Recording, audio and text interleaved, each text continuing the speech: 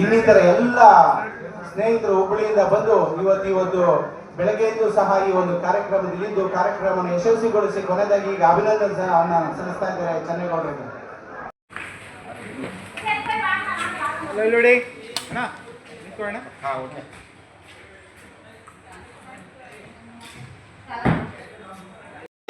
ಅವರು ಇವರೆಲ್ಲರೂ ಕೂಡ ಇವಾಗ ಏನು ಚೆನ್ನೇಗೌಡರಿಗೆ ಅಭಿನಂದನೆ ಸಲ್ಲಿಸಲಿಕ್ಕೆ ಬಂದಿದ್ದಾರೆ.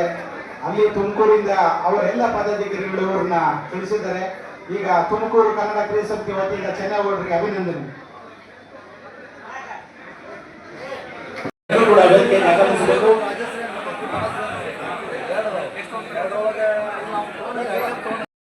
ಕರ್ನಾಟಕ ರಾಜ್ಯ ರಸ್ತೆ ಸಾರಿಗೆ ಸಂಸ್ಥೆ ಕೇಂದ್ರ ಕನ್ನಡ ಕ್ರಿಯಾ ಸಮಿತಿ ಒಂದು ರಾಜ್ಯ ಮಟ್ಟದ ಕನ್ನಡ ಜಾಗೃತಿ ಸಮಾವೇಶವನ್ನು ಹಮ್ಮಿಕೊಂಡಿತ್ತು.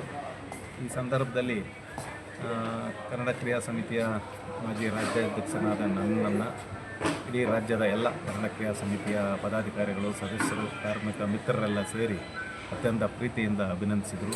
ಅವರಿಗೆ ನಾನು ಅತ್ಯಂತ ಋಣಿಯಾಗಿದ್ದೇನೆ. ಕನ್ನಡ ನಾಡಿನ ಹಿತಕ್ಕಾಗಿ, ಭಾಷೆ ಉಳಿವಿಗಾಗಿ ಈ ನಾಡಿನಲ್ಲಿ ಹುಟ್ಟಿದಂಥ ಪ್ರತಿಯೊಬ್ಬರೂ ಶ್ರಮಿಸುವಂಥ ಅಗತ್ಯತೆ ಮತ್ತು ಅನಿವಾರ್ಯತೆ ಇದೆ. ಆ ನಿಟ್ಟಿನಲ್ಲಿ ಎಲ್ಲರೂ ಸಾಗಬೇಕು ಅಂತ ಹೇಳಿ ನಾನು ಮನವಿ ಮಾಡ್ತೇನೆ. ಎರಡು ಪ್ರಮುಖ ನಿರ್ಣಯಗಳನ್ನು ಈ ಮಹಾಧಿವೇಶನದಲ್ಲಿ ಕೈಗೊಂಡಿದ್ದೀವಿ.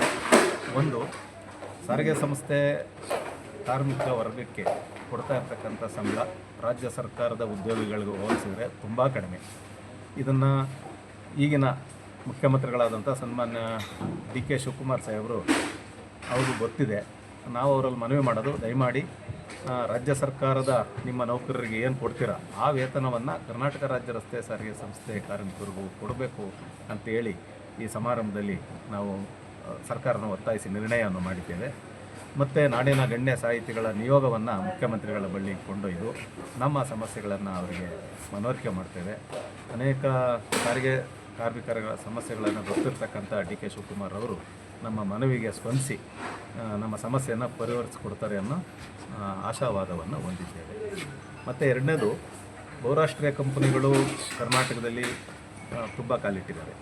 ಇಲ್ಲಿ ನೆಲ, ಜಲ ಎಲ್ಲವನ್ನೂ ಕೊಟ್ಟು, ವಿದ್ಯುತ್ತನ್ನು ಕೊಟ್ಟು, ರಿಯಾಯಿತಿ ದರದಲ್ಲಿ ತೆರಿಗೆಯನ್ನು ಕೊಟ್ಟು ಇಲ್ಲಿ ಕೈಗಾರಿಕೆ ಸ್ಥಾಪನೆ ಮಾಡಿರ್ತಕ್ಕಂಥವರು ಇಲ್ಲಿಯ ಕನ್ನಡ ನಾಡಿನ ಮಣ್ಣಿನ ಮಕ್ಕಳಿಗೆ ಉದ್ಯೋಗ ಕೊಡ್ತಾ ಇಲ್ಲ. ಆ ಕಾರಣದಿಂದ ಪರಿಷ್ಕೃತ ಡಾಕ್ಟರ್ ಸರೋಜಿನಿ ಮಹಿಷಿ ವರದಿಯನ್ನು 2017ರಲ್ಲಿ ಎಸ್.ಟಿ. ಸಿದ್ದರಾಮಯ್ಯನವರು ಕನ್ನಡ ಅಭಿವೃದ್ಧಿ ಪ್ರಾಧಿಕಾರದ ಅಧ್ಯಕ್ಷರಾಗಿದ್ದಾರೆ ಸಲ್ಲಿಸಿದ್ದಾರೆ. ಅದನ್ನು ಈ ಮುಖ್ಯಮಂತ್ರಿಗಳು ದಯಮಾಡಿ ಅದನ್ನು ಸದನದಲ್ಲಿ ಮಂಡಿಸಿ ಕಾಯ್ದೆ ಮಾಡಿ ಕನ್ನಡದ ಮಕ್ಕಳಿಗೆ ಅನ್ನ ಸಿಗುವ ರೀತಿ ಮಾಡಬೇಕು ಅಂತೇಳಿ ಒಂದು ನಿರ್ಣಯ ಒಟ್ಟು 2 ನಿರ್ಣಯಗಳನ್ನು ಮಾಡಿ ಸರ್ಕಾರಕ್ಕೆ ಆಗ್ರಹ ಮಾಡಲಾಗಿದೆ. ವಾಚಾ ಚೆನ್ನೇಗೌಡ, ಗೌರವಾಧ್ಯಕ್ಷ, ಕರ್ನಾಟಕ ರಾಜ್ಯ ರಸ್ತೆ ಸಾರಿಗೆ ಸಂಸ್ಥೆ ಕನ್ನಡ ಕ್ರಿಯಾ ಸಮಿತಿ.